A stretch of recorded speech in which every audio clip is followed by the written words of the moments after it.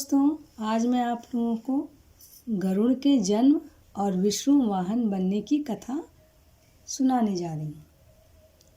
ये कथा जो है आपको 3 भागों में मिलेगी। तो आज जो है पहला भाग है, तो चलिए कहानी शुरू करते हैं। सतयुग की बात है। दक्ष प्रजापति की 2 कन्याएं थीं। एक का नाम कद्रु था और दूसरी का नाम विंता। उन दोनों का विवाह कश्यप ऋषि से हुआ था। एक बार कश्यप ने अपनी धर्मपत्नियों से प्रसन्न होकर बोला कि तुम्हारी जो इच्छा हो वर मांग लो। तो कद्रु ने कहा कि 1000 समान तेजस्वी नाग जो हैं मेरे पुत्र हों, यानी नागों की संख्या कितनी होगी? 1000, जो कि तेजस्वी भी हों। और विंता बोली कि तेज शरीर और बल में कद्रु के पुत्रों से श्रेष्ठ केवल 2 पुत्र ही मुझे प्राप्त हों। कश्यप जी ने एवं वस्तु कहा और दोनों को सावधानी से गर्भ रक्षा करने की आज्ञा देकर वन में चले गए। दोनों बहनें बहुत ही प्रसन्न हुईं। समय आने पर कद्रु ने 1000 और विंता ने 2 अंडे दिए। दासियों ने प्रसन्न होकर गर्म बर्तनों में उन्हें रख दिया। 500 वर्ष पूरे होने पर कद्रु के तो 1000 पुत्र निकल आए, परंतु विंता के 2 बच्चे अंडों में से नहीं निकले। विंता ने अपने हाथों से एक अंडे को फोड़ डाला। उस अंडे का जो शिशु था उसका आधा शरीर तो पूरा बन चुका था, परंतु उसके नीचे का आधा शरीर अभी कच्चा था, यानी पूरी तरह से नहीं बना था। नवजात शिशु ने क्रोधित होकर के अपनी माता यानी कि विंता को शाप दिया।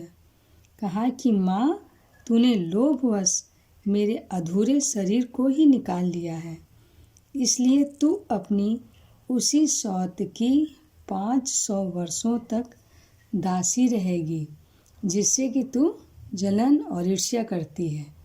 यदि मेरी तरह तूने दूसरे अंडे को भी फोड़कर उसके बालक को अंगहीन या विकृत अंगों वाला किया, तो वही तुझे इस श्राप से मुक्त करेगा।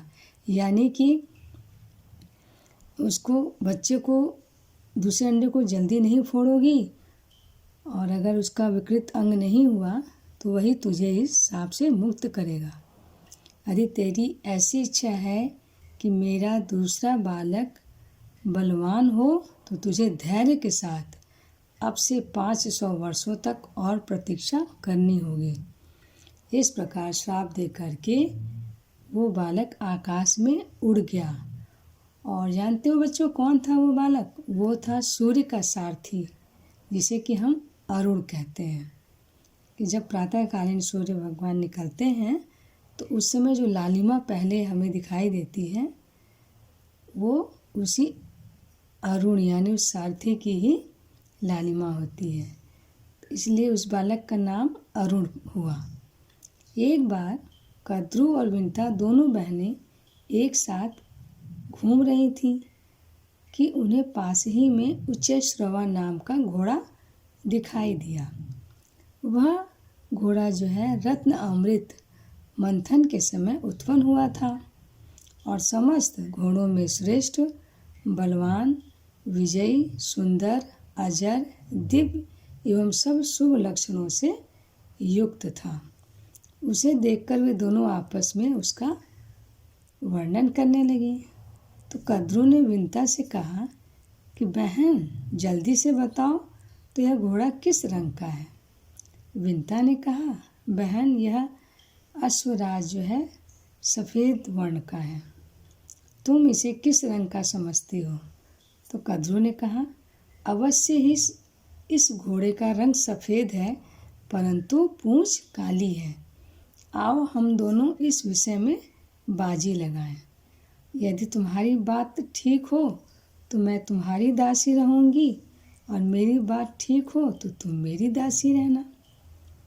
इस प्रकार दोनों बहनें आपस में बाजी लगाकर और दूसरे दिन घोड़ा देखने का निश्चय करके घर चली गई। कद्रू ने विंता को धोखा देने के विचार से अपने 1000 पुत्रों को यह आज्ञा दी कि पुत्रों, तुम लोग शीघ्र ही काले बाल बनकर जो घोड़ा है उच्चैःश्रवा उसकी पूंछ को ढक लो, जिससे मुझे दासी न बनना पड़े। तो जिन सर्पों ने उसकी आज्ञा न मानी उन्हें उसने श्राप दिया कि जाओ, तुम लोगों को अग्नि में जन्मेजय के सर्प यज्ञ में जलाकर भस्म कर देगा। और यह देव सेवैन की बात है कि कद्रू ने अपने पुत्रों को ही ऐसा श्राप दे दिया था। यह बात सुनकर ब्रह्मा जी और समस्त देवताओं ने उसका अनुमोदन किया।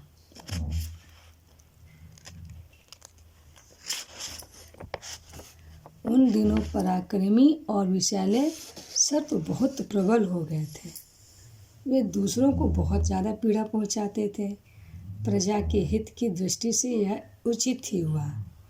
तो जो लोग दूसरे जीवों का अहित करते हैं उन्हें विधाता की ओर से ही प्राणांत दंड मिल जाता है। ऐसा कहकर ब्रह्मा जी ने भी कद्रू की प्रशंसा की।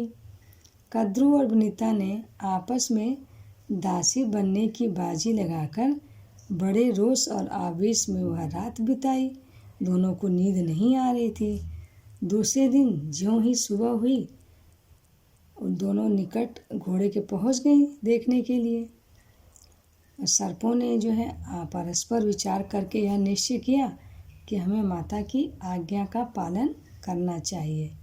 यदि उसका मनोरथ पूरा ना होगा तो वह प्रेम का अभाव छोड़ करके रोषपूर्वक हमें जला देगी। यदि इच्छा पूरी हो जाएगी तो वह प्रसन्न होकर हमें अपने श्राप से मुक्त कर देगी। इसलिए चलो हम लोग घोड़े की पूंछ को काली कर दें। ऐसा निश्चय करके वे उच्चैःश्रवा घोड़े की पूंछ में बाल बन करके लिपट गए, जिससे कि वह काली जान पड़ने लगी। इधर कद्रू और विंता बाजी लगाकर आकाश मार्ग से समुद्र को देखते देखते दूसरे पार जाने लगी। दोनों ही घोड़े के पास पहुंचकर नीचे उतर पड़ी। उन्होंने देखा कि घोड़े का सारा शरीर तो चंद्रमा की किरणों के समान सफ़ेद है, परंतु पूंछ काली है। यह देखकर विंता उदास हो गई और कद्रू ने उसे अपनी दासी बना लिया। तो दोस्तों, आपको मेरी ये कहानी कैसी लगी और इस कहानी का आगे का भाग मैं दूसरे वीडियो में बनाती हूँ। तब तक के लिए धन्यवाद। मेरे चैनल को ज़रूर से सब्सक्राइब करें और मेरे वीडियो को ज़रूर से लाइक करें। धन्यवाद।